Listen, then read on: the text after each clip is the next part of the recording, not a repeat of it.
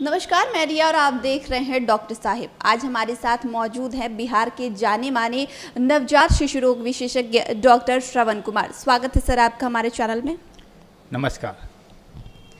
आज हम सर से जानने की कोशिश करते हैं कि जब नवजात बच्चे के दांत आने शुरू होते हैं तो उसके क्या क्या लक्षण दिखाई देते हैं। जैसे कि यह भ्रांति है कि दांत आने में बच्चे को बहुत ज़्यादा कठिनाई होती है, बच्चे को दिक्कत होती है, तो मैं कहूँगा दांत आना कोई बीमारी नहीं है। दांत आने के पहले एक टाइम आता है माउदिंग, जो दांत में जो थोड़ी बहुत इरिटेशन होता है तो बच्चा हर चीज़ मुंह में ले जाने की कोशिश करता है। खिलौना हो, चाहे अपना अंगूठा हो, चाहे किसी भी चीज़ को ले जाने की कोशिश करता है और ले जाता है, जिससे कि उसे इन्फेक्शन होता है। अगर कोई भी चीज़ खिलौना जब अगर ज़मीन पे गिरा है, वो उठा करके अगर मुंह में लेगा तो उसे जाहिर बात है कि उसे इन्फेक्शन होगा, और वही इन्फेक्शन होने के कारण हम लोग समझते हैं दांत आने से बीमारी होती है। दांत आने से बीमारी नहीं होती है।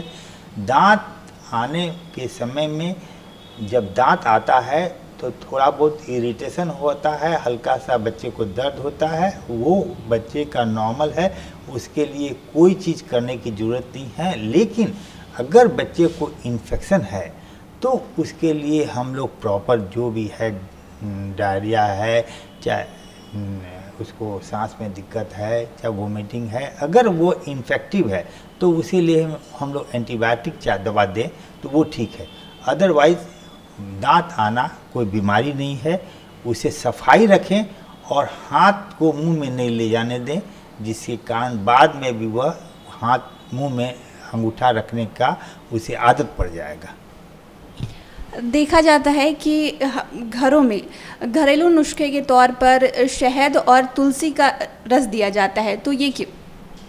नहीं, यह कतई नहीं देना चाहिए। शहद तुलसी का ये एक सीक्रेट तुलसी है।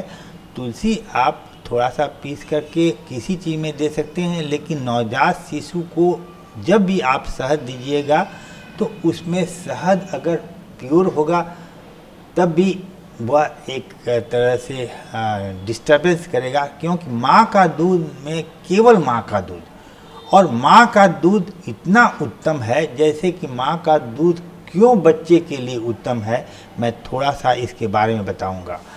माँ का दूध बच्चे की माँ का दूध बच्चे के लिए उत्तम है। गाय का दूध गाय के बच्चे के लिए उत्तम है, क्योंकि देखिए अगर बच्चा और बछड़ा, छोटा बच्चा और बछड़ा एक झोपड़ी में रख दिया जाए और अगर झोपड़ी में आग लगे तो हमारा बच्चा जल के भस्म हो जाएगा, लेकिन बछड़ा कूद के भाग जाएगा। क्यों? क्योंकि उसके पास मसल्स पावर है, और इसीलिए गाय के दूध में प्रोटीन की मात्रा ज़्यादा होती है, क्योंकि उसे मसल्स उसको डेवलप होना चाहिए। और माँ के दूध में लैक्टोज और DHA इसकी मात्रा ज़्यादा होती है, प्रोटीन की मात्रा कम होती है, क्योंकि बच्चे का मसल्स मास इम्पॉर्टेंट नहीं है, बच्चे का ब्रेन इम्पॉर्टेंट है। जानवर और हमारे में क्या अंतर है? केवल ब्रेन का। अगर ब्रेन नहीं डेवलप कर रहा है तो हमारा कुछ नहीं डेवलप कर रहा है। इसलिए माँ का दूध सर्वोत्तम है, माँ का दूध ही देना चाहिए। अगर आप बाहर का दूध जब भी दीजिएगा तो अक्सर हम लोग देते हैं बाहर का दूध, जो भी पिलाते हैं उसका बच्चा चबी चीक और थोड़ा सा गोल मटोल होता है, लेकिन उसका ब्रेन डेवलपमेंट कम होता है। इसलिए माँ का दूध ज़्यादा ज़रूरी है, बाहर का दूध उतना अच्छा नहीं। बच्चों में दांत निकलने कब से शुरू हो जाते हैं? बच्चे में दांत निकलने का कार्यक्रम 4 से 6 महीने में शुरू हो जाता है, और बच्चा का जब दांत निकलता है तो जैसे मैंने कहा कि थोड़ा सा इरिटेशन होता है, बच्चे के लार ज़्यादा टपकता है, बच्चे को हर चीज़ में थोड़ा सा चिड़चिड़ा हो जाता है, क्योंकि उसे दर्द और थोड़ा इरिटेशन होता है। अगर बात की जाए खान पान की, तो जब दांत निकलने वाले हों, जब इतनी सावधानियां बरतनी है, तो खान पान में क्या सावधानियां बरतनी चाहिए? खान पान में तो कोई सावधानी, 6 महीने तक तो आपको एकदम कोई तरह का दूसरा खाना ही नहीं देना है, केवल माँ का दूध, माँ का दूध, माँ का दूध। और 6 महीने के बाद बच्चे को सुपाच्य जैसे खिचड़ी, गीला भात, पका हुआ केला, दलिया, और धीरे धीरे हम लोग उसे खाना, जैसे फल हुआ है। लेकिन एक मैं कहूँगा कि जो भी आप खाना शुरू करें तो 1 हफ्ते तक लगातार एक ही खाना दें।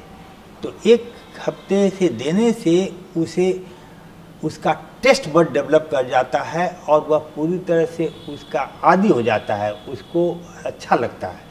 और दूसरे हफ्ता में उसी तरह दूसरा खाना दिए तो 1 महीना में 4 से 5 तरह के खाने की उसे हैबिट और उसे टेस्ट डेवलप कर जाएंगे।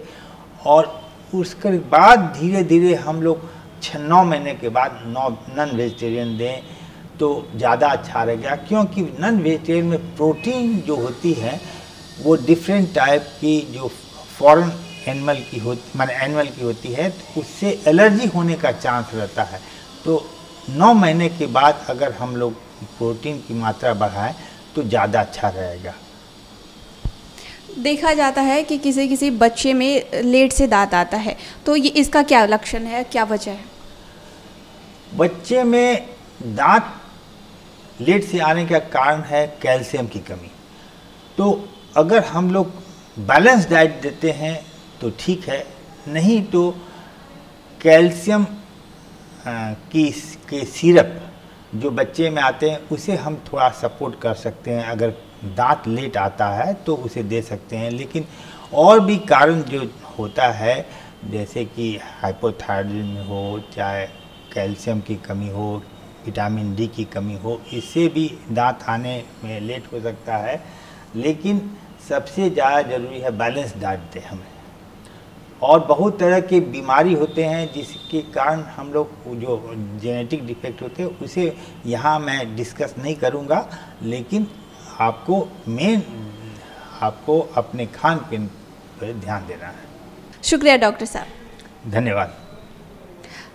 तो आप डॉक्टर श्रवण कुमार को सुन रहे थे, जिन्होंने बहुत अहम जानकारी हमारे साथ साझा की है। तब तक के लिए इतना ही। हमारे चैनल को सब्सक्राइब करें, फेसबुक पेज को लाइक करें। वीडियो देखने के लिए आपका शुक्रिया।